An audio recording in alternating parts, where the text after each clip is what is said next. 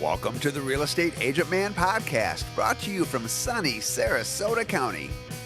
This is where we continue to discuss secrets of Florida real estate that should not be secrets. Real Estate Agent Man. And now your host, Steve Martin Smith. I am on a mission, and that mission is to simplify in the minds of the buyer, the seller, the other agents and brokers out there, this process of buying a house, because it got really complicated over the last year, but yet not a whole lot has physically changed. It's just the way it's being communicated has changed, and it's not pretty. Possibly one of the worst takeaways for the average buyer out there from all of these changes and all the conversations they're having with agents and things they're reading and hearing and whatnot is that the emphasis now seems to be on how the buyer's agent is getting paid. How in the world does this help the buyer or the seller? Whose idea was this? And it's not just how they're getting paid in general, it's how they're getting paid off every single particular home or condo or piece of land or whatever that this buyer may be thinking about purchasing. Because now there's several options for how a listing agreement can be drafted that determines what is being offered or not offered or negotiable in the process of covering commissions for a buyer's agent. And I believe I should say right now that if you are a buyer's agent, stop calling listing agents and asking what commission they're offering. It doesn't matter. Just show the home. Show your buyer every property that could possibly meet their criteria, because the rest of it will work itself out. But don't limit their options because you're concerned or they're concerned about how you're going to get paid. Let's change course for a moment here. And I'm speaking directly to buyers. It does not matter how your agent is getting paid. And yes, I do hope that buyers agents are listening to this, because I will prove to you why it doesn't matter if you'll just stick with me till the end. When a buyer is making a home purchase, there are three general categories for where their money is going. One is, of course, the value of the home. Another would be all of the fixed costs from the state, taxes and whatnot. And the other would be the cost for the professionals involved in getting this done. The lender, the title, the real estate brokers, the attorneys. So those are the costs involved. And they've always all been paid for by the buyer, oftentimes with a mortgage. The big misconception in all of this, miscommunication or whatever you want to call it, through the decades has been that somehow the seller was the one that was actually paying for the compensation for all of the professionals involved in making the transaction happen. But if you had no professionals involved, the property value would not equal what has been being paid that included all of the professionals. So your property may be worth $400,000, but then you add the cost of the lender, the title, the real estate brokers, the attorneys. This is the time that I'm going to remind you to subscribe and leave a review for the Real Estate Agent Man podcast. More than ever before, there is so much more to know about buying and selling your home. That is why we provide professional coaching to Florida sellers and buyers on every episode. We want our customers to have the knowledge needed to make the best decisions possible for themselves and their families. Our real estate team personally covers Sarasota, Charlotte, and Manatee counties. That's a wide area. However, Steve also interviews agents from around the state and the entire country to find great agents for customers that are out of the area. Visit sliceofflorida.com for more information. And now, back to the podcast. The cost of the lender, the title, the real estate brokers, the attorneys. That is a larger amount.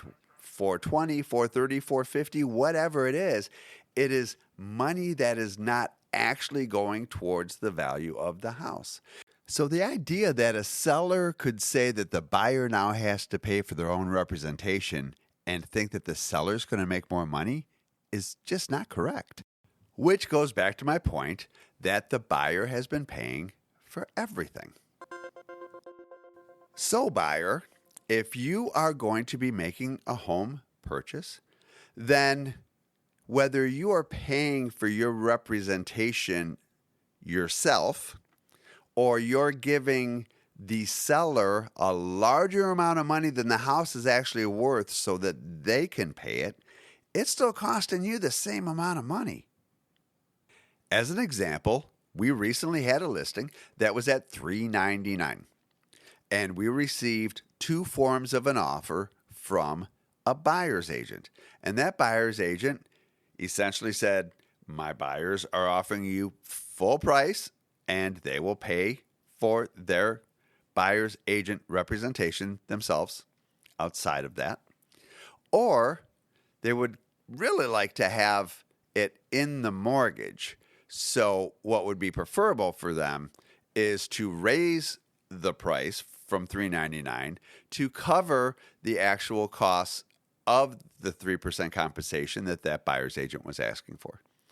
And they agreed to actually raise it a little bit more than that to make it more worthwhile for the seller.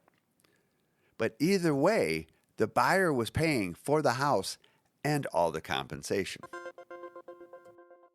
So if you are a buyer who is hesitant to sign a buyer brokerage agreement because you'll be agreeing to pay a certain amount of compensation to the professional that you're trusting to represent you in all of this, why should this purchase be any different than any other purchase you or anyone else has ever made?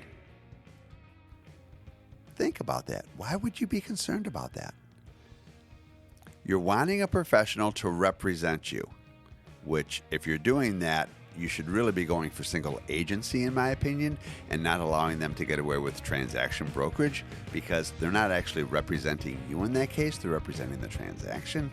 That's a whole nother podcast that I've probably already hit on several times in past podcasts. But either way, you're paying for everything. So get the best representation that you can get and follow these 7 simple steps to making an offer. 1, choose your brokerage. 2, choose your agent within that brokerage. 3, provide proof of ability to purchase the home. 4, sign a buyer brokerage agreement. 5, with the help of your agent, zero in on the best homes in your criteria. 6, once you think you have found the home you want to own, have your agent confirm the compensation agreement for that listing. And 7, write and negotiate your offer. There's a man who leads a life of danger, showing houses day and night to strangers. With every call he takes, a chance that they are fakes, hoping they will buy a house tomorrow. Real estate agent man, real estate agent man. Write down his cell phone number, do not forget his name.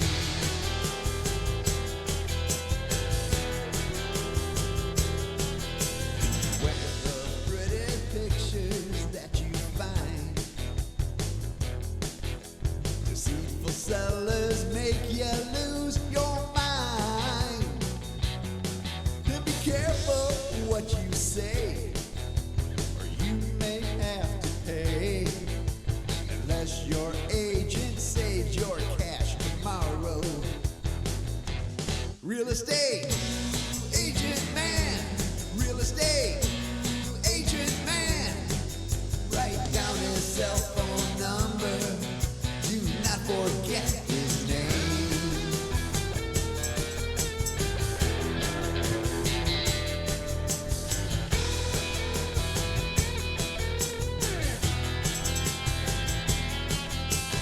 Hoping for the Riviera one day,